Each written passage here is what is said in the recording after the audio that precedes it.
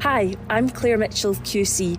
Welcome to the Witches of Scotland podcast. I'm a lawyer who specialises in miscarriage of justice cases, and we're bringing you this podcast because we want to tell you about the women who were accused, prosecuted, convicted, and ultimately executed as witches in Scotland. I'm Zoe Venditozzi, and I'm a writer who's always had an interest in the witches, and I feel that this dark mark against Scotland needs a reckoning. The campaign Witches of Scotland wants three things. Firstly, a pardon for all those convicted of witchcraft. Secondly, an apology for all those who were accused as witches. And finally, a national monument in recognition of all those who are affected by this terrible miscarriage of justice. Over the forthcoming weeks, we'll be talking to a whole host of experts about the history and the modern day connections to the Witches of Scotland.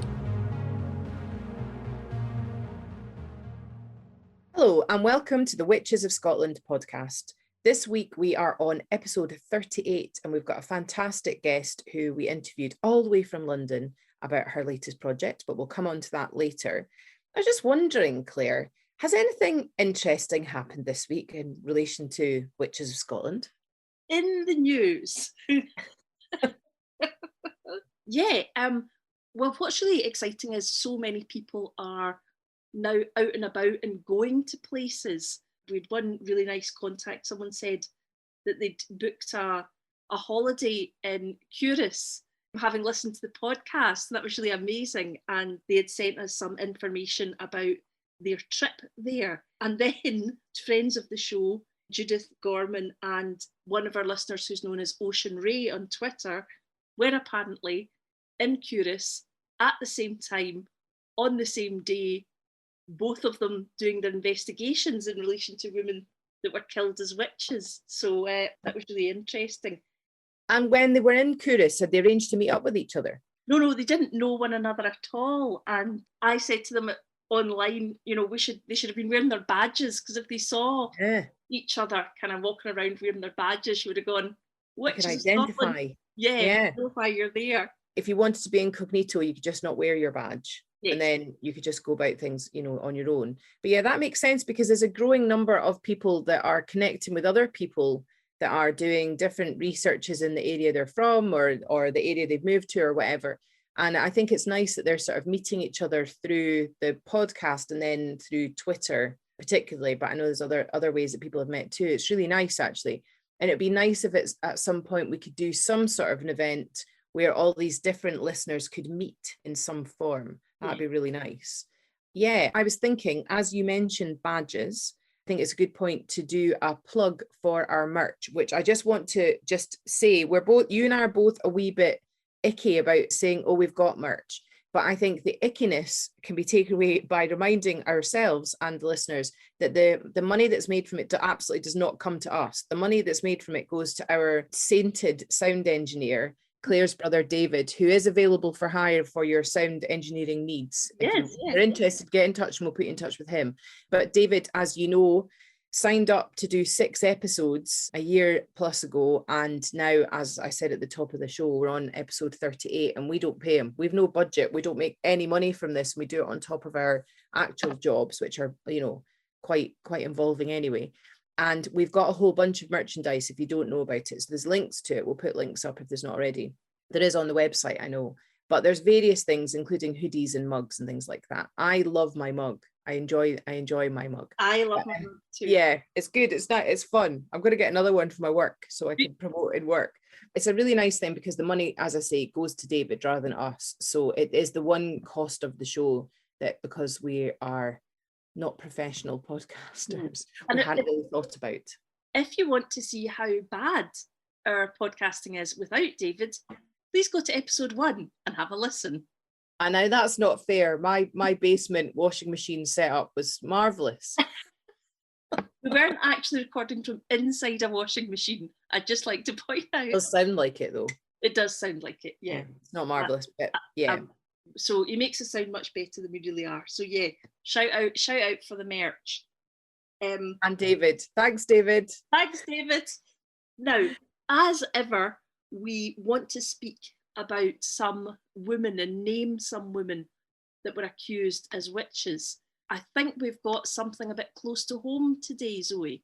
We do. This is fantastic, your research you've done today, Claire, because it's from my neck of the woods. It's women from Newport, on Tay and Wermit, which, if you're not familiar with that, is northeast Fife in Scotland. So not far from Dundee. We have several women today. So we've got Janet Anand. Now, I was saying to Claire, I know of a family in Newport who are called Anand. I'm not going to say their first names, but I'm going to do a bit of research more and find out if they know if they're related to them anyway, because I've never known anybody else with that surname. It seems quite unusual, I think, Claire. Yeah, but it's quite an unusual name. And if it's unusual and local to the area, that would be so interesting if they could trace their family back. I will have a look. So the first person was Janet Anand. The investigation date was the 17th of May, 1662. She was female. There's no note of either her occupation or her social class. And there was a commission to prosecute her as a witch, which was granted by the Privy Council after she confessed. There were no less than 10 commissioners investigating the case, including 2 lords and 1 sir. Although we know what their names are, we won't mention them here. She went to trial in 1662 and the outcome of her trial is unknown. But if she had a confession, it was that big a commission, Claire, what do you think the chances are? Yeah, I think it is likely that if people confessed, they're guilty. In the same way, in the modern day, if people confess, it's a really, really difficult thing, a hurdle for other people to go over to understand why you might confess if you hadn't done something. So I reckon the likelihood would be that she would have been killed. The next person who was accused of being a witch is Elizabeth Clow. The investigation date for her case is the same as Jonna Anand, so it's the 17th of May 1662. She was female. We don't know what her occupation or social class is.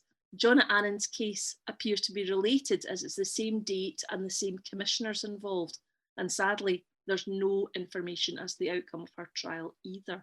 The third person to be called a witch, there's a lot more information on. In fact, a huge amount of information. And again, I should say, once again, we get this from the Survey of Scottish Witchcraft and the Interactive Witch Database. So that's where all this information comes from. But Zoe, perhaps you might want to tell us a wee bit more about Alison. Okay, so the third person we're going to talk about today is Alison Pearson. Now, her investigation was a little bit earlier than the first two. Hers was on the 7th of June, 1588. What we know about her was that she was a female who was 41 years old. Now, she confessed. So the very first one today, we know there was a confession, but we don't have details. But this woman did confess, and I'm doing that with air quotes around it, to knowing the Queen of Elfane. So that's the Queen of the Fairies. And interestingly, Isabel Gowdy also confessed to this. As has been said before, it's interesting that there are spates of confessions with certain themes of the day, which to me definitely suggests that the interrogators were learning from other confessions and asking women about them, and that then maybe feeding information to them. I mean, I'd definitely, from sort of true crime documentaries and things I've read, that does seem to be something that humans do, whether it's on purpose or not. If they know, Claire, you might know this from the real world, but whether they know or not that they're doing it on purpose, they're feeding information. I think that that's probably likely with these confessions. Oh, absolutely. I mean, it happens all the time, especially when people think that they maybe have got special knowledge confessions. So special knowledge confessions are one that only the person that confesses can know about a thing. For example, a special knowledge confession, confessing where a murder weapon is. Right. You know, that only the killer would know. But unfortunately, in questioning, so many people leak out in their questions the answers, what they want to know, that the people that are being questioned just give them back. And we know in these particular cases, there would be people being constantly asked, well, did you meet the Queen of the Fairies? Did you do this? Did you do that? And of course, eventually people will say, yes, that's what I did do. So they're just repeating back to their accusers what their accusers wanted to hear. Especially if they're becoming confused and or distressed because they're being maybe physically tortured, or certainly at the very least being kept awake for long periods of time. You know, if somebody says that, I think you would at a certain point just start saying anything to get yourself out of the situation you're in at that moment. So Alison Pearson said that she saw a male fairy in green clothing. She said that she had friends in the court of the fairies who she was related to. She couldn't say how long that she'd spent with them, the fairies, and that she said something, the good neighbours hold her under God. So I don't know if that means that she's referring to the fairies as being good neighbours. and that then means that, you know, it's to do with God rather than the devil. She claimed to go to St Andrews to heal people, and it was said the Archbishop of St Andrews had died after she gave him herbal tea, so it may have been failed healing rather than deliberate malefice. So I don't know, it's interesting, that one. So she's one of the people that actually was potentially a healer. And it seems like it was a good, I know we talked before in a previous podcast about the idea of there being good magic or white magic and how some of that's quite a modern invention. But it seems here that she was interested in healing, if that's even true, if any of that's even true. What's particularly interesting about her, though, is that she doesn't speak about making pacts with the devil. She talks about fairies, and that's quite unusual for a witchcraft case. Yeah. To involve fairies, although because there were a lot of people that believed in fairies, obviously, at that time. It didn't have the same connection with witchcraft that the devil would, because witches were getting their power from the devil because they made a pact with the devil. Whereas strangely here, she's being accused of being a witch, and she's saying her power comes from the fairies, I suppose.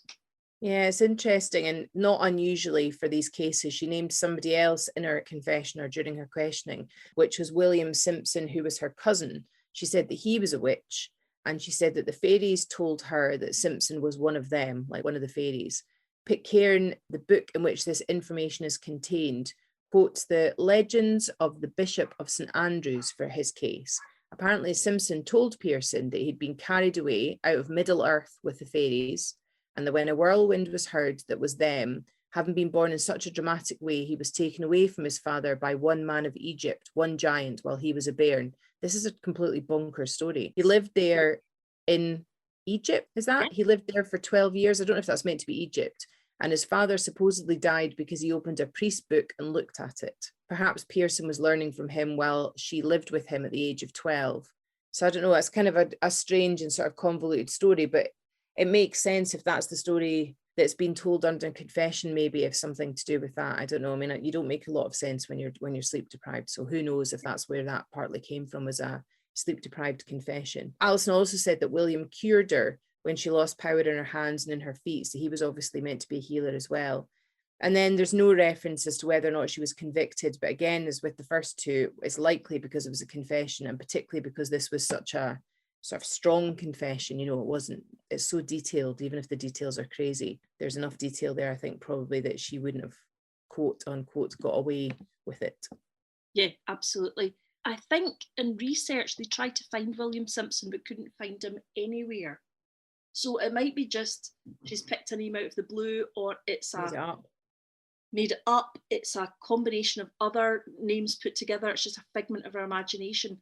But it certainly is a very, very weird story. I mean, you must feel under those circumstances, if you are being, we don't know if she was or not, but let's say that she was being sleep deprived, sort of as the most, I'm going to say mild, but it's not mild, but the most mild torture that we know of. If you were kept awake for a long period of time, and you had the sense that if you confessed and if you accused others that it would stop, you would. And I think that makes a lot of sense, that there must have been some people that made up names because they didn't want anybody else to get killed. Such a horrible situation. Yeah. Really horrible. I know if I don't get 3 nights sleep of 8 hours in a row, I'm gibbering even by day. So the idea of being kept awake, and the first 2 people we talked about, there were at least 10 commissioners for those cases. So it's likely that people would have been questioned in rotation by commissioners just over and over. So they kept themselves fresh, had their sleeps, and just did it on a rota sort of thing. Yeah. It's really so awful. Yeah. So awful. And we don't have any note of where they were held or if they were executed, where they were executed in Newport. There's no sign of that. No. Yeah. Although I think there's a Gallows Hill up behind you in Newport, isn't there? Well, I know that in Galdry that they say, I'm not really very good for like sort of local knowledge of this, because I'm a blow-in when I was 5, and believe me, that even at the age of 5 you can be considered a blow-in. So I don't really have that local knowledge particularly. I can find it out though. I'll maybe have a wee look for next week. But I know that I think Galdry, which is often known as the Galdry, which is sort of like a couple of villages along from here, I think, I'm probably going to be totally wrong with this one, but that the Galdry means, like, translates as where the witches were killed, something to do with that. I'll look into that. But I know that people do say that there is this bit in Galdry where they were supposedly hanged. But I've never, ever heard anybody in Newport say, oh, and that's where they execute the witches. I've never heard anybody in Newport talking about witches, actually. Like, so I was quite surprised when you did that today. Well, I mean, now we've maybe started a conversation some folk might be having. Yeah, I'll ask my mum what her coven's saying. Jokes. Luckily enough, though, I now realise, having asked my mum, who's a Scottish history teacher, retired now, although she doesn't call it retired, but she is retired. But I said to her the other day, so have you listened to any of the podcast? Guess what the answer was, Claire? Surely it was yes. The answer was no. I've not. Well, she's got a long summer ahead of her then, Zoe. One a day. Does she? Or does she? Why'd she come to harm? No, I'm not threatening my mother in front of a QC and any listeners. I'm just joking. Just joking, Mum, who'll never listen to this. But anyway, I will find out. I can't think of anybody that would be a good source. I might just go up to random old people in the street and say, listen, do you know anything about witches? I really don't advise that. And I'm not advising as a legal advisor, just as a person. I wish I could ask one of my old primary school teachers, because she was ace, and I think she would have known that, but I don't know where she is now. But maybe I'll find out if I can find her. That's quite a lot of work for this week, Zoe, but good luck with that. Okay, we'll see. We'll see. Anyway, I digress unusually. Shall we move along to our next piece of news? Let's move along to our next piece of news. Well, our next piece of news is about the person that we're about to speak about. So our next piece of news is really a plug for work being done by Amy Kingsmill. Now, yep. Zoe, if you want to tell perhaps people a little bit about Amy first. Yeah, Amy's a really interesting guest. So she's an international performance artist who has founded Light Source, which is an Arts Council project in collaboration with the British Library. Now, this is a memorial for those killed in the witch trials, and Light Source is a series of 12 talks leading to a day of talks and final memorial performance at the British Library next summer. So that's 2022. The next talk that we're going to have is the second in the series, and it's by Dr. Marissa Karneski on the bleeding woman, and that's on July the 29th in London. So Claire, do you know more about this? Yes, what I was thinking of doing was, when this episode comes out, I will tag Amy, tag the iconic Marissa as she is described, because the next talk is going out very soon on the 29th of July. And if anyone happens to be down in London who listens to it and wants to go, then we'll provide links for it, and also links for the rest of her work so that people can keep in contact, because what Amy's going to do, I think, is do 12 talks. All of them are going to be related to the idea of witches, witchcraft, women carrying out rituals, etc. So the first talk was in fact with the leading top-notch historian, Ron Hutton, wasn't it? Yeah, I'm not sure. I can't remember. They recorded and then available afterwards. Are they live events? I think they're live events, but I think there's going to be something at the end, which brings those things together. But I don't think they're available, unfortunately, online as yet. But Amy will be, obviously, in the interview you're about to hear. You're going to hear all about the project. And if you're not sure what a performance artist is, she's going to explain it, because I wasn't 100% clear on what it was myself. So that's great. Interesting guest, and a super interesting project that I think is going to end up being like quite mind-blowing in some ways.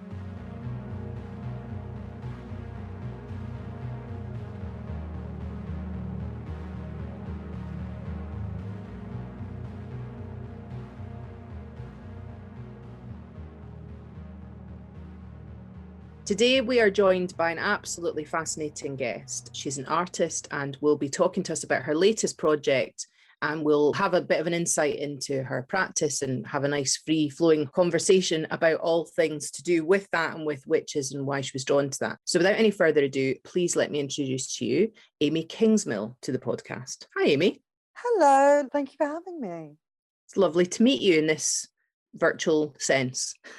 Yeah, it's great to be here. I've been following Witches of Scotland for some time now. Great. Well, we're really glad to have been in contact with you. Claire, did you meet Amy first, maybe somewhere online?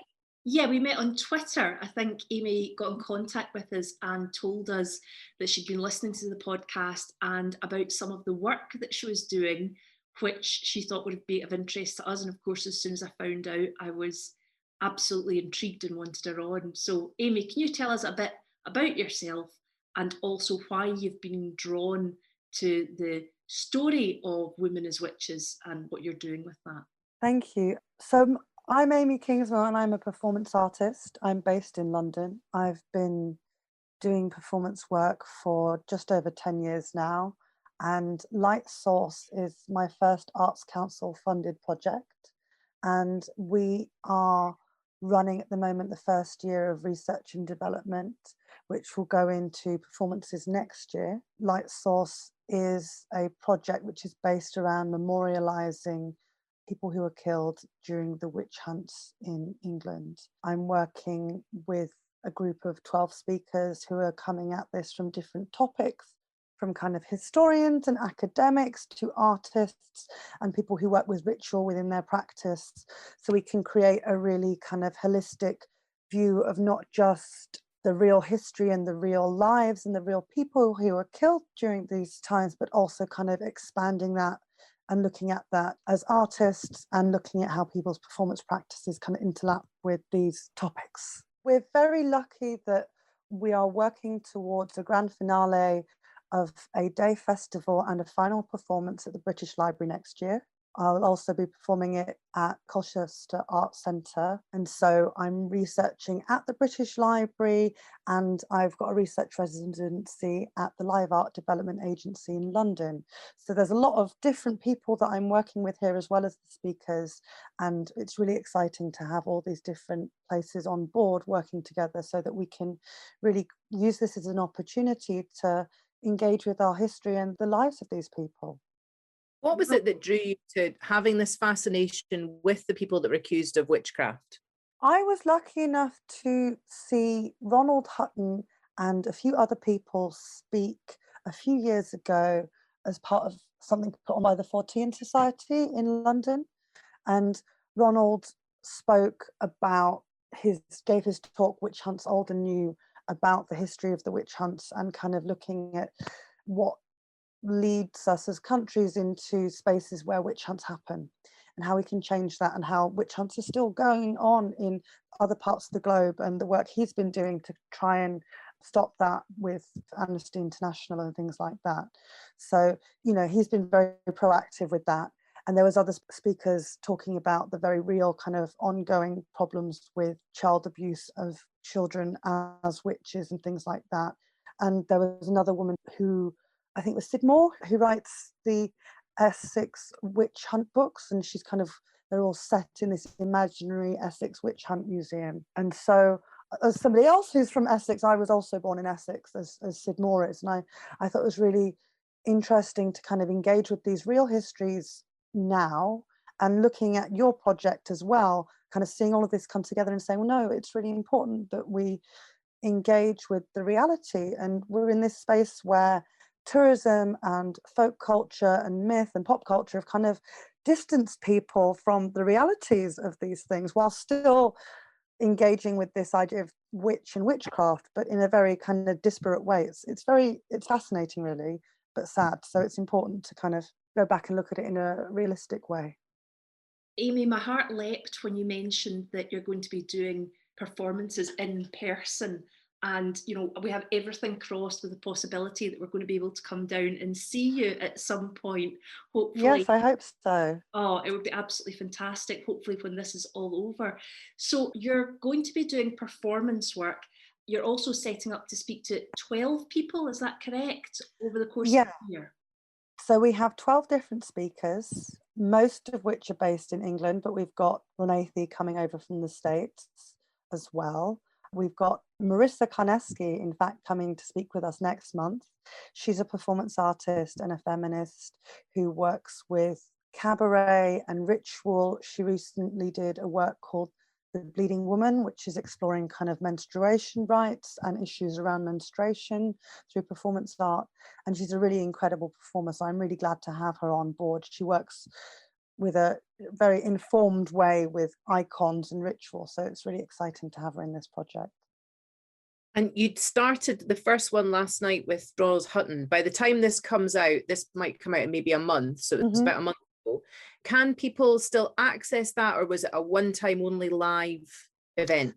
So the Ronald Hutton talk, we have documented it for archive purposes, but we won't have it like as an ongoing thing accessible online. Ronald Hutton's had issues with people kind of saving and streaming his content, and we all know how hard it is right now to keep control of things that we own on the internet. So people really need to be on the ball when you've got these performances happening. This is like pre-COVID vibes, where it's just a thing that happens and it's spontaneous and it's there and it's just that time. Yeah, well, we will have the speakers back for the talks in the British Library next summer. And so hopefully we'll have all the talks again. Claire, I see a city break coming on for us, you and I, a little romantic getaway to London next summer. I'm thinking city breaks for sure. Yes, absolutely. I'm actually just really romanticising the idea of seeing things happen in person. And when you said, no, it's not going to be recorded, I'm like, oh, just like the old days, we didn't expect how to have everything brought to us, like spoon. It was very exciting. We had, 30 people in a room, socially distanced, having a talk. Wow. It was wonderful. Sold out. Splendid. Of course it would sell it, because he's such an icon, I think. Also, like such an expert, and what you're doing is approaching it from quite a different angle, I think, to a lot of the stuff that's done around sort of the witch trials. So I think this sort of interesting, vibrant way that you're looking at it is going to bring people to it and see what it is that you're doing.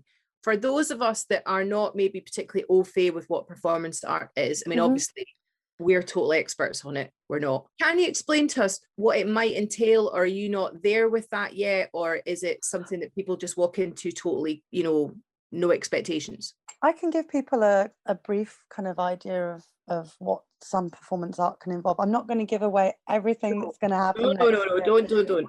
We want to keep people guessing for a little bit longer. As a performance artist, that means I make art with my body. It's not like theatre in that it's all real. I'm working with, if it's blood, it's real blood. If it's a knife, it's a real knife. If it's fire, it's real fire. So I didn't know that. Right. So that's really the difference between performance art and theatre.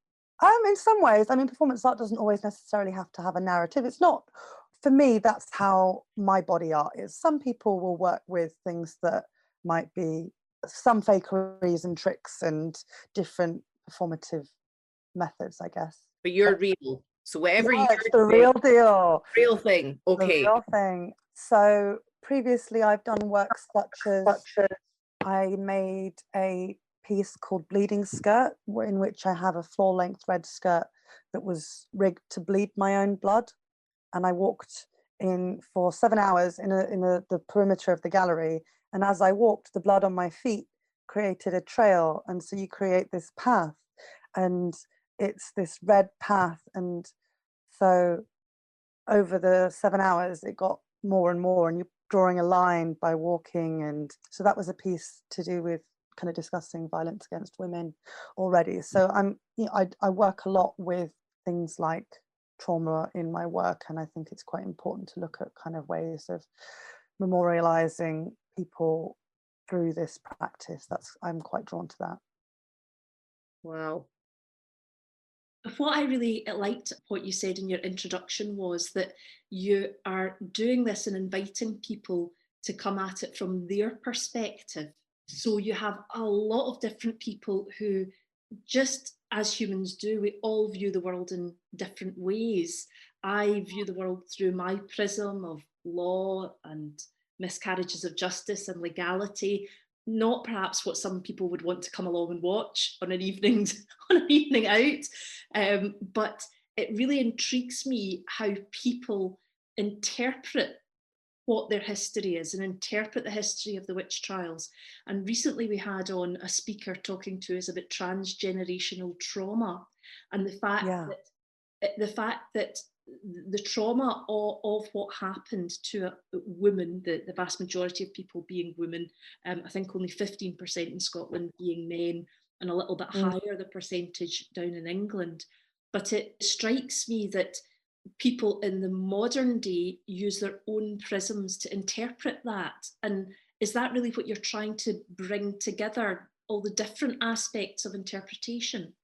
I think in some ways, I think it's always really important to kind of when you're hosting talks and things, giving people that space to talk in their own way about it, how it means to them, because in the end we're hosting the talk, they're bringing their specialism, and we're not saying, you know, and not everybody will agree on everything, and that's okay, because we've all got different opinions, and that's what's really exciting. So I thought it was really important to me to have quite a diverse panel of people speaking on different aspects. I've got Bonnie Bacanecco talking in August about things to do with working with this from a more of a queer trans perspective. And I've got Portia Jean speaking later, and she's a person of colour, and they will be talking about being a queer person of colour, and that in relation to kind of feeling persecuted and raising voice through song. So I've got lots of people coming from different kind of understandings and ways of engaging with these topics, because much as I want to keep it coming back to the reality of these witch hunts, and that's why I started with Ronald Hutton's talk, but then to kind of bring it out broader and allow people to kind of travel with me on this research journey and share that, because that's the joy of having a research grant, is that I can do this and I can share it with people and we can all kind of learn together. Yeah, that's something that we feel really strongly about, learning together, and that, you know, bringing together lots of different experts. I think that's why we sort of chime with what your project is, that you're bringing lots of different people's perspective and ideas and specialisms to paint a broader picture rather than one person telling the story, which I think is really, really interesting. I think it's so important in this context, because what we're talking about is people being erased, people being killed. And so if we bring it back to a community conversation and we're raising voice, then I think that really works as a radical action in this context. And you're right, absolute erasure is what it was. It wasn't just enough to kill people. It was the fact that any parts of them were removed. So we don't have anything to come back to physical other than records, but we have nothing of the people themselves, but their stories. And I think what's interesting about your work is that I hear that if people are coming at it from different aspects, they're bringing their 21st century views on the matter to it, but at the same time they're humanizing people who lived hundreds of years ago, and it's getting that human connection that's so difficult. Definitely, and that's what I've found in my research, and even just trying to find lists of names. I'm working primarily with English resources, and there was an online archive that I'd found that was really useful. It had a lot of lists, and that's kind of what we've brought onto our website at the moment. But it's gone down in the past week or two, and so I had already emailed the gentleman who put it up, trying to get in touch, because I really want to have a historian on board who would be interested to kind of work proactively with me, because I'm an artist, I don't have any history training. And so coming at this idea of, okay, well, I can research, where can I start? I can go anywhere. So starting with things like Ronald Hutton's book and this podcast, engaging with the British Library, there's so much information, but then there's also, it's very hard to find these traces of people's lives. Sadly, that's true. I put out a tweet a while back saying, would it be a good idea to have a museum of witch hunts? And thousands of people retweeted and were saying, oh my God, yes, and got in contact. And Zoe and I were kind of like, no, we weren't saying we were going to build one ourselves. Yes, yeah, we just need the funding. Well, as long as somebody can write the funding application. Exactly. We were like kind of overwhelmed and a bit scared by it. But what we found out was that people get in contact with us saying, well, to be a museum, you actually have to have a certain amount of artefacts. And most unfortunately are the artefacts that appear to be in relation to women at that time are implements of torture and stuff. And we're like, Yes. we're really not wanting to open up something like that, and it keeps bringing us back to the fact that we have so little about them, that it's important that we raise their stories in that way. Definitely. Is part of your performance part of the narrative of that? Is it actually part of? So part of what I'm making this year, part of what I'm spending this year doing, is I'm working with a specialist prop maker, and we are building a special prop, and that is going to house the names of all these people. And so I will be hand embroidering over the months the names of all these people, and the embroidery will be in thread dyed with blood. And so the idea is that these names will be there, and hopefully the prop can go on to exist after the performance and independently in exhibitions as a memorial for these people. Oh my goodness, that sounds absolutely amazing. Thank you. I think that'll be very striking. Thank you. Yeah, it's I'm really looking forward to kind of seeing it myself, and bringing it to the British Library and Colchester. Part of the reason I'm bringing the piece to Colchester is obviously because of the Matthew Hopkins Witchfinder General stuff happening there. I think one of the things we're hoping to do next year is to kind of follow these trails of where there were particularly bad witch hunts in England, and do performances there as an act of memorial.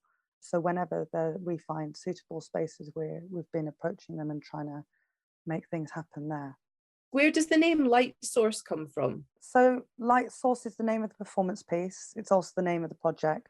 And so I was looking at this as, for me, it's this idea of talking back about loss of voice and erasure. And so we're looking back at this light source that was snuffed.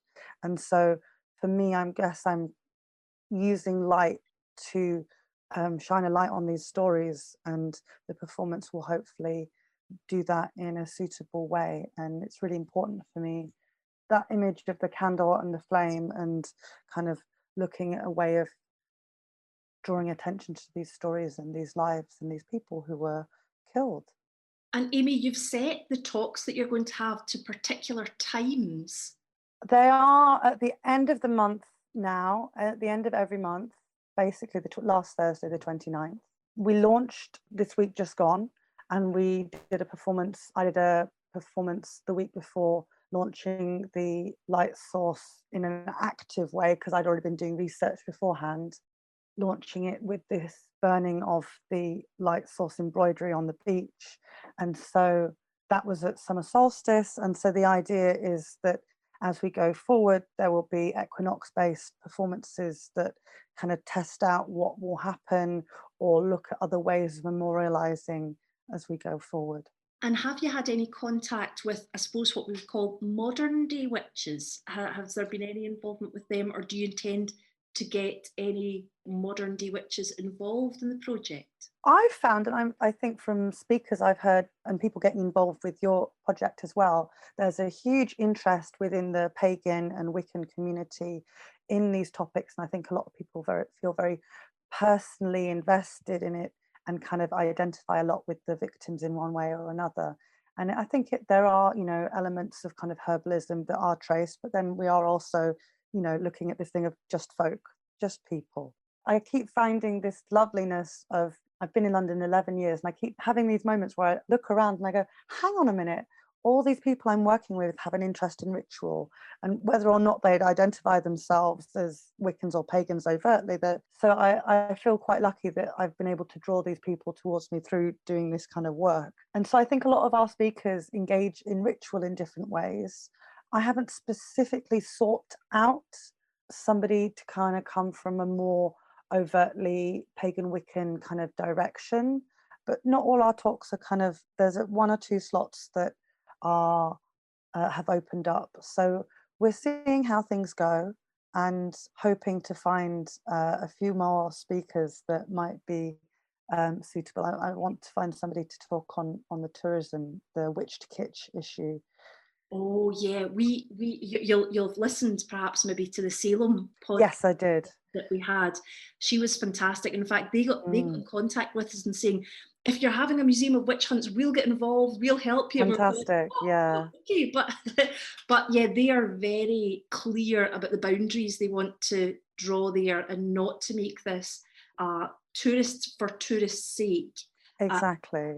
And something where you can buy kitsch things in the gift shop. It's really, really difficult, because you tread the line between knowing that people are interested and fascinated by the idea of witches, yes, and having to remind them that the people that we're talking about here the weren't reality. Yeah, and the reason I was Yes. asking about Wiccans and pagans is actually, for the most part, we have found that when we're speaking to that kind of community, they're absolutely aware of the difference. They actually Yeah. quite Well, respond. I go to Stonehenge every winter solstice and Avebury every summer solstice. I would generally be termed as a practicing pagan, but I don't really kind of stick to kind of strict rules, and I think it's important to just follow intuition sometimes. But it's great when the people who are interested are aware of where they sit with the differences and the solidarity. And so tell us, while you're researching, are you going to actually be working in the library itself with records, with transcripts? Yeah, I'm very lucky. We've been talking with Brett at Cultural, and he's putting me in touch with some more kind of specialist curators of different parts of the collection. And so hopefully now we've launched and I've kind of done the work of putting the launch out, I'll have a bit more time to get in the library and there'll be some reading slots available. We have Thank seen you. lots and lots of stuff on online. The difficulty is getting your head into the handwriting is so difficult. Yes. You'll have to come down for a London library trip and we'll go through the archives together. We're there. We're there I already. love Deal. So totally up for that. We can try and give you as many tips and tricks as we have as getting into, certainly when you're reading these sorts of old things on manuscripts and stuff like that. It's phenomenally difficult, but you kind of get into the flow of it and suddenly these things that just look like scratches start to become words in front of It your eyes. opens up a bit, yeah. Quite funny. And are you intending, as part of your work, to take any of the for example, trial proceedings and use them in any way? There's been discussions about that, and because it's research and development phase, I've been playing with options as I'm discussing things through. And some people had kind of brought up the idea of having it open with, for example, somebody reading some kind of transcript as an audio recording to introduce what I was about to do. And it's hard to decide because I think it is really important to kind of get some of the reality across. But then I'm also want to steer clear of it feeling too much like a theatrical kind of crucible type play. But I'm also quite interested in, seeing what will happen next year in regards to exhibiting this. I'm really hoping that there'll be somewhere where I'll be able to sit as an installation and do this stitching. And then if that is a space, then that means I can put up more information, things like, documents from trials and names, lives, stories. This sounds like tremendous fun to do as well. That, and it shouldn't be underestimated because, you want people to learn about it, but it's also very, very important that you are in the work, you're able to enjoy it. Definitely. I'm very lucky that I get to be a full-time artist. I'm very lucky to have the funding on this project, and it's really great that people are kind of stepping behind us. And right now we're at a space where people go, actually, yes, now is the time for us to engage with this project. So I feel very lucky with that. But I'm also doing a lot of research around different ways of memorializing through performance. And so I'm doing a lot of sitting in the library and reading Susan Sontag on other people's suffering and things like that. So it's fascinating and it's a topic that I'm really drawn to, but equally it's a very heavy topic, and sitting and reading about women being killed every day and how Holocaust memorials and things like that. It's fascinating, but it's also very heavy subject matter. So I've had to be quite boundaried in some ways and kind of go, okay, no, only dealing with the realities of this between working hours. And after that, we have to have a bit of lightheartedness and focus on my cabaret work. Absolutely, totally. I think you're right. The thing is that the topic is so engrossing and goes out in Yes. so many different directions that, as a lot of our listeners have found out when they start their own researches, it becomes an obsession. People Definitely. are contacting us from everywhere saying, I've been in the library, or I've been online for hours, or I've fallen down this rabbit hole. So yeah, we really hope you manage to try and create that work-life balance. You said that it seems a topic and an issue that's coming together now. Now, of course, we on the podcast believe that no time is too late to address a miscarriage of justice. Do you have any idea as to why you think the ideas of the witchcraft trials are so important right now in time? Why it's hit the zeitgeist, as it were? I think in some ways we're building on the back of different kind of pop culture movements and people being more open to being aware of things that are to do with what they consider the occult, what in reality was miscarriages of justice. And things like Harry Potter mania have brought people to a space where they're interested in witches, and we're in a space where feminism is on the rise and people are thinking about things like that, and people are also thinking of miscarriages of justice and ways to kind of reset balances and redressing things. So I think it's really important for us to kind of making most of that time, and I think the memorial that they've brought in Norway is stunning, that Louise Bourgeois worked on. And so I think we're riding this, we're creating this wave. Actually, we are creating this wave of people who are kind of standing up and saying, actually, we can make this change, and it is important. There was also a fantastic exhibition in Oxford, Spellbound, at the Ashmolean.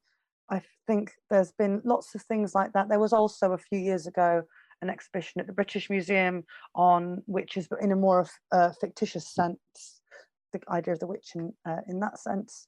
And so I think there's been this continuing wave or return of the wave of interest in witches and magic. And so being able to kind of turn that and say, okay, well, let's combine that with being kind of intersectional and feminist and going, okay, well, how can we do better? How can we honour these people that have been so wronged? Well, it's absolutely the most fascinating of projects, and I look forward to seeing how it develops and how your research goes over the next year, and then ultimately the performance pieces towards the end. And if you move around different locations, I think it's going to be definitely one to watch. So we'll put up links so that people, our listeners, if they don't already, can then find and follow what you are doing with the work and hopefully attend performances if they're able to.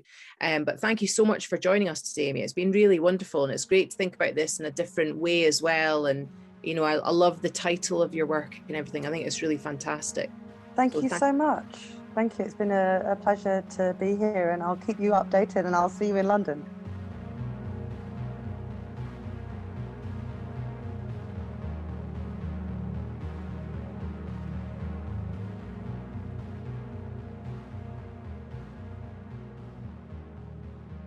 Thanks so much for listening to this week's episode. Hope you enjoyed it. Hope you enjoyed listening to Amy's talk there about what her project was all about. As ever, you can get us on our social medias. The best place to get us if you want to have a chat is on Twitter, because we can get into a wee bit of a chat there. Our page on Facebook is more about information, but please do, you can message us if there's something you want to talk about if you don't use Twitter. And it's always great to hear from our different listeners, isn't it, Claire? Yes, I really, really enjoy the interaction, particularly at the moment when people are starting to go and visit places that they've talked about, and it's great to see photos and stuff. So do tag us on the socials as well, so that we can retweet and show other people where you've gone. Okay, and just one thing before we sign off for this week, I'm going to do a really annoying thing that always really irritates me on Twitter and Facebook, which is to say, we've got some really exciting news, but I'm not going to tell you what the exciting news is. Can't speak about it now, can't tell you about it, but it's really exciting, and I'm just going to be really obtuse and not give you any details. But it is going to be something that I think our listeners are going to be really, really into. And we're hoping that we can confirm that maybe within the next couple of weeks, I would say, Claire. Absolutely. So maybe the next podcast on episode 39, we might be able to tell you about something exciting that's coming up that we think you'll probably want to get involved with. Yes, and I think that's the key, that we're really hoping people get involved and join us in some way. Yeah. Is that vague enough? That sounds vague enough to me. Good. Okay, well, what are you doing with your day now, Claire? I am going to do as little as possible. Nice one. Good. What about yourself? I'm going to have to go and do a food shop, because we've got no food in the house, and I've had no food in the house for weeks now, and I think we've reached a point where the children are turning feral, so I'm going to have to actually instill meals and things again. Well, please, can I just reiterate, don't go up to people on the street and ask them if they know anything about witches. Do you think that would be bad though? I think people would like it. I mean, I would make clear I wasn't saying to them, I'm accusing you of being a witch. I would say, look, you're old. You might know some stuff. I'll couch it in slightly more polite terms than that, But oh no. So what you're thinking about is the older people of Newport might know something about witches. Yeah, I think so. I'll just strike up a conversation about something sort of neutral, and then I'll lead it towards. So, do you know anything about the witch? No, if you think that's bad. I'm just wondering exactly how old you think these people are, because you'd have. I'm not saying that I think they were there. I'm just saying that they might know, like, village stories. Okay, I won't do it. I'll put a thing on the Newport-on-Tay Facebook page saying, does anybody know any witchy business? Is that better? That sounds. Then I'll get hundreds of people getting in touch with me, and then I'll have to speak to people in the village, which is something I don't actually like to do generally. You only like to approach other people and have. Yeah. Okay. Yeah. Okay. Weird. It's because I'm a blowout. Anyway, right. If I've not been arrested next time, we'll see you or speak to you in a couple of weeks. Bye. Bye.